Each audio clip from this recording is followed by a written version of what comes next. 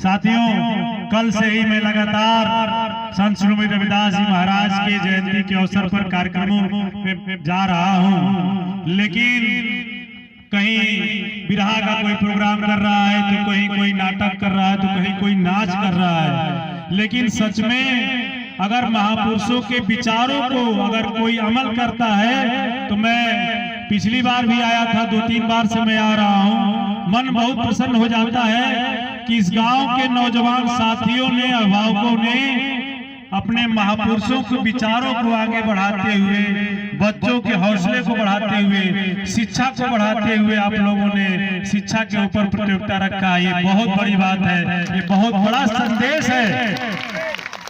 आप सबके यह कार्य जो है एक बहुत बड़ा संदेश है कि हम लोग जयंतियां मनाते हैं महापुरुषों की, लेकिन उनके विचारों को हम लोग भूल जाते हैं।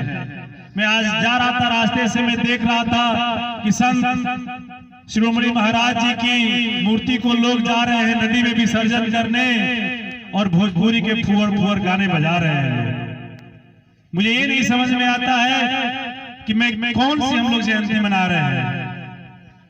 संत रविदास जी ने अपने पूरे जीवन काल में समाज में जो छुआछूत, जाति भेदभाव, जितनी भी कुरीतियां थी उन कुरीतियों के खिलाफ संघर्ष करते रहे। उनकी जितनी भी रचनाएं हैं, जितनी भी कविताएं हैं, उन्होंने समाज में जो व्याप्त कुरीतियां हैं उनके खिलाफ उन्होंने आवाज उठाई थी। संत शिरोमणि रविदास जी कहते थे कि जाति जाति में जाति है, जो के तन के पात रैदास मनुष्य ना बन सके, जब तक जाति न जात। जब तक समाज में हमारे जाति व्याप्त है तब तक हमारा समाज कभी उन्नति नहीं कर सकता है। सोचिए, उतने सालों पहले जिस समय समाज में छुआछूत और जाति प्रथा का दंश झेल रहा था समाज, उस समय समाज को जागरूक करने के लिए हमारे गुरु संत रविदास जी ने आवाज उठाई थी।